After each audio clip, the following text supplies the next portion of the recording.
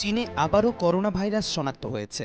HKU5 নামের এই ভাইরাসের সঙ্গে মহামারী ভাইরাসের বেশ মিল রয়েছে। এতে শঙ্কা দেখা দিয়েছে মাত্র 2 বছর আগে শেষ হওয়া কোভিডের পর আরেকটি মহামারীর কবলে পড়তে পারে বিশ্ব।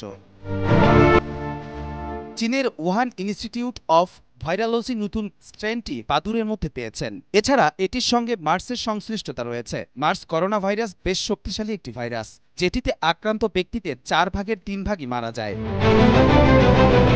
কোটি মানুষের আস্থার ভালোবাসায় 11 বারের মতো দেশের 1 নম্বর রেফ্রিজারেটর ব্র্যান্ড ওয়ালটন। নতুন করোনা ভাইরাসটির সন্ধান দিয়েছে সংক্রামকবিদ শি ঝেংলি। করোনা ভাইরাস নিয়ে কাজ করেন বলে তিনি ব্যাট ওমেন নামে পরিচিত।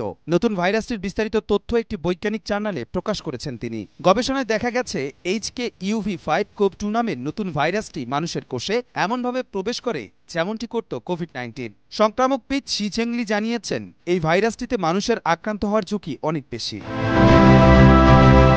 মার্স হল শ্বাসযন্ত্রের একটি সংক্রামক রোগ, যেটি প্রাণী থেকে মানুষে ও মানুষ থেকে মানুষে ছড়ায়। এটির কারণে জ্বর, শ্বাসকষ্ট, ডায়রিয়া, বমি হয়। কিছু কিছু ক্ষেত্রে এটি প্রাণহানির কারণও হতে পারে।